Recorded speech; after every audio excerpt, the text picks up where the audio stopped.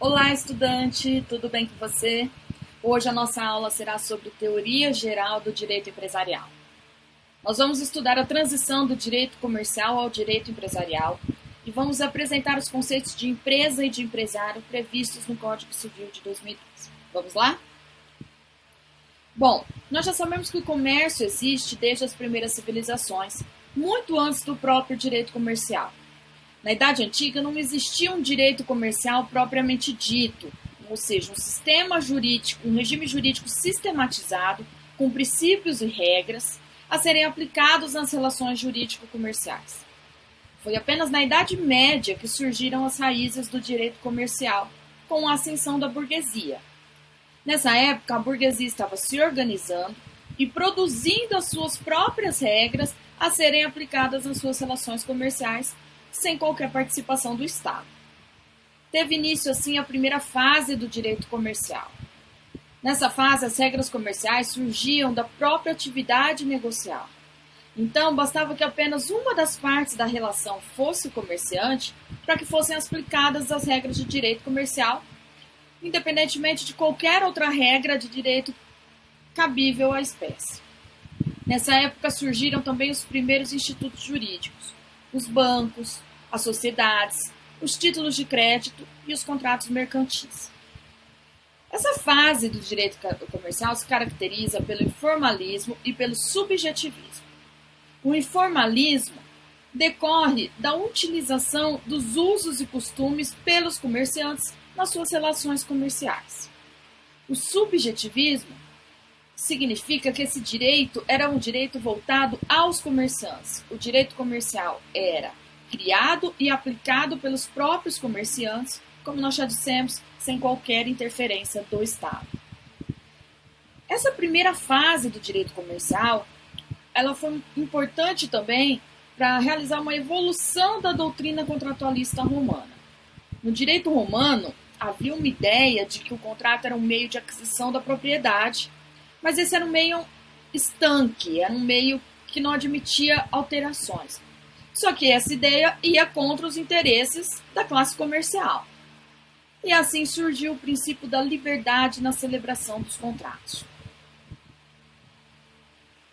Então veja, o direito comercial continuou a evoluir, muito em razão da expansão do comércio, do crescimento da classe burguesa e da ascensão do absolutismo, pelo qual o Estado passou a aplicar regras a todos os seus súditos. Em razão disso, na França, em 1804 foi editado o Código Civil e em 1808 foi editado o Código Comercial. E nesse momento teve início a segunda fase do direito comercial. Nessa fase, o direito comercial deixou de ser um direito criado e aplicado pelos comerciantes para ser um sistema jurídico estatal destinado a disciplinar as relações jurídico-comerciais. Veja que o sistema francês, ele dividia claramente o direito privado entre direito civil e direito comercial.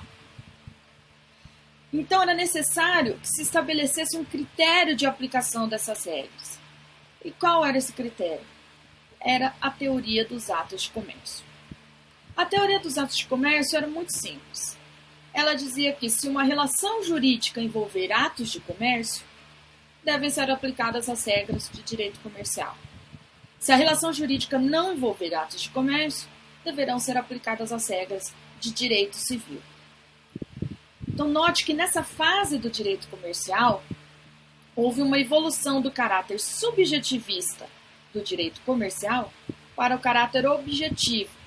Se num primeiro momento o direito comercial era voltado aos comerciantes, era por eles criado e aplicado, neste segundo momento ele passou a se preocupar com o objeto das relações comerciais, que são os atos de comércio.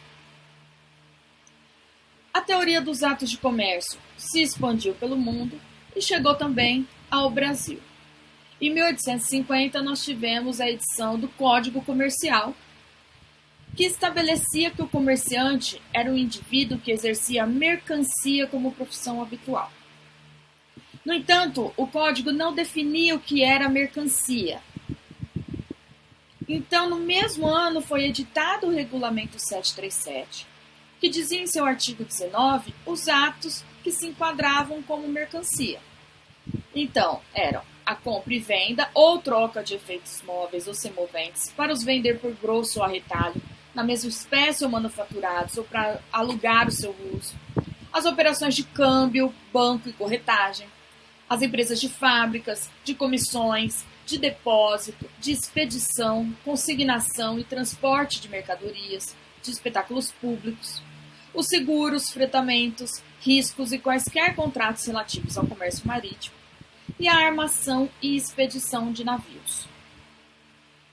Mas qual que era a crítica que se fazia à teoria dos atos de comércio, tanto no sistema francês quanto no sistema brasileiro? A crítica era que atividades econômicas importantes, como a prestação de serviços, a negociação imobiliária, a própria atividade rural, ficavam de fora da definição de mercancia. Então, para tentar sanar esse problema, aqui na doutrina brasileira, o professor Carvalho de Mendonça dividiu os atos de comércio em 3 classes.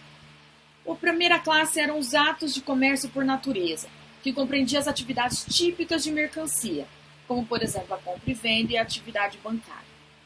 A segunda classe eram os atos de comércio por dependência ou conexão, que compreendia aquelas atividades auxiliares à mercancia.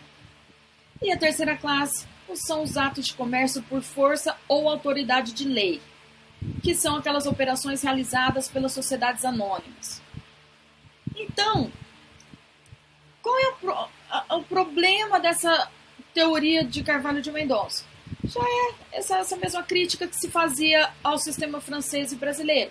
A dificuldade de englobar todas as espécies de atividades de mercancia dentre os atos de comércio. Principalmente porque, na maioria das vezes, isso era uma opção do legislador. O legislador que decidia quais as atividades de mercancia que se englobavam dentro dos atos de comércio. Essa crítica acabou ficando mais contundente após a Revolução Industrial, quando surgiram novos tipos de atividade econômica. Essa dificuldade de se englobar essas novas atividades econômicas dentro dos atos de comércio acabou deixando a teoria dos atos de comércio ultrapassada e dando assim ensejo ao surgimento da teoria da empresa. A teoria da empresa surgiu no Código Civil Italiano de 1942. E aqui a teoria da empresa dizia que o direito comercial não deveria se ocupar dos atos de comércio, mas sim ele deveria se preocupar com a forma com que a atividade econômica era exercida, com a forma empresarial. Então, a princípio, se uma atividade econômica era exercida empresarialmente, deveriam ser aplicadas as regras do direito comercial. E aqui nós entramos na terceira fase do direito comercial, quando o direito comercial deixa de ser o direito dos atos de comércio para ser o direito da empresa. E como foi recepcionada essa teoria da empresa no Brasil? Aqui na década de 60, a doutrina já apontava alguns problemas da teoria dos atos de comércio e ressaltava os benefícios da teoria da empresa prevista no Código Civil Italiano de 1942. Então, os nossos tribunais começaram a afastar o critério da mercantilidade e abraçaram o critério da empresarialidade. Algumas legislações também já ficaram atentas a esse fenômeno da atividade econômica empresarial na realidade do direito brasileiro e passaram a se adaptar à teoria da empresa, como, por exemplo, o Código de Defesa do Consumidor de 1990, o CDC, que aproximou o conceito de fornecedor ao conceito moderno de empresário. Em 2002, nós tivemos a promulgação do Código Civil em substituição ao Código Civil de 1916.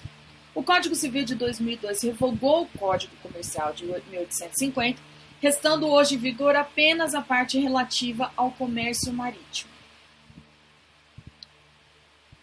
Então, no Código Civil de 2002, há todo um livro dedicado ao direito de empresa. Isso demonstra que o nosso Código Civil incorporou a teoria da empresa no ordenamento jurídico brasileiro. E a partir daí, o conceito de comércio foi substituído pelo conceito de empresa. A figura do comerciante desapareceu, dando lugar à figura do empresário, prevista no artigo 966 do Código Civil, que dispõe que considera-se empresário quem exerce profissionalmente atividade econômica organizada para a produção ou a circulação de bens ou de serviços. Bom, nós tivemos toda uma transição do direito comercial ao direito empresarial. Qual a nomenclatura que nós devemos usar hoje, então? Direito comercial está errado? Ou não? Olha só, nós podemos usar a nomenclatura direito comercial, ela não está de toda errada. Ela é uma nomenclatura tradicional que muitos doutrinadores utilizam, mas é claro, a partir do momento em que a teoria da empresa foi recepcionada pelo Código Civil de 2002, afastando a teoria dos atos de comércio, então hoje é melhor a gente usar a teoria de direito empresarial, a expressão de direito empresarial, apesar de que direito comercial também não está incorreto. O nosso Código Civil de 2002 dividiu claramente as regras de direito civil e as regras de direito empresarial. Mas foi necessário criar um critério que delimitasse o âmbito de incidência do direito empresarial. E esse critério foi a teoria da empresa. Então, é necessário que a gente compreenda os conceitos de empresa e de empresário para que a gente possa entender qual é o âmbito de incidência do direito empresarial. O legislador não definiu o conceito de empresa no Código Civil. Ele apenas menciona que empresários e sociedades empresárias são aqueles que exercem profissionalmente atividade econômica organizada para a produção e circulação de bens e serviços, conforme dispõe o artigo 966. Assim sendo, a empresa é a atividade econômica organizada com a finalidade de produzir ou fazer circular bens ou serviços. O empresário, por sua vez, é aquele que exerce atividade economicamente organizada, com profissionalidade, ou seja, de maneira contínua, não ocasional.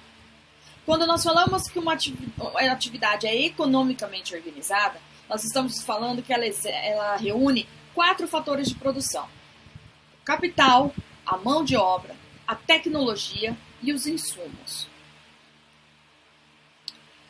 Mas o artigo 966, parágrafo único do Código Civil, estabelece quem não pode ser empresário.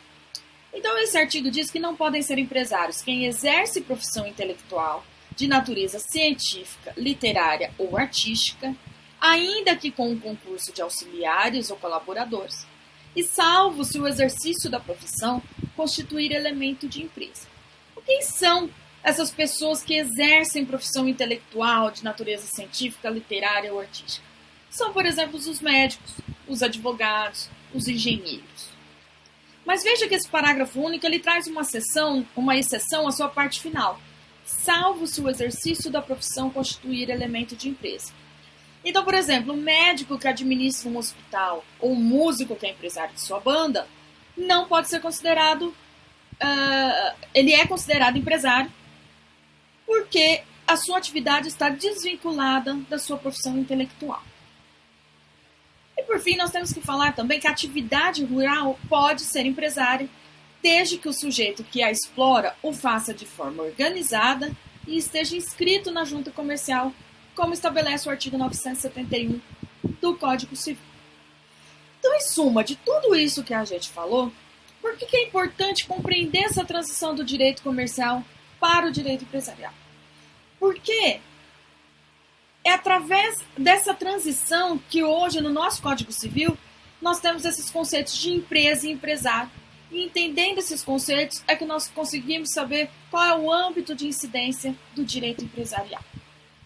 Bom, já caminhando aqui para o nosso encerramento, eu quero deixar como sugestão uma entrevista concedida pelo professor André Santa Cruz Ramos ao quadro Saiba Mais do STF, em que ele faz um apanhado aqui de tudo que a gente falou na nossa aula sobre o direito comercial brasileiro. É um vídeo de 12 minutos, vale a pena assistir. E também lembrar vocês para fazerem a atividade para casa, que vai ajudar na fixação do conteúdo. Eu estou à disposição para qualquer dúvidas, sugestões. Muito obrigada.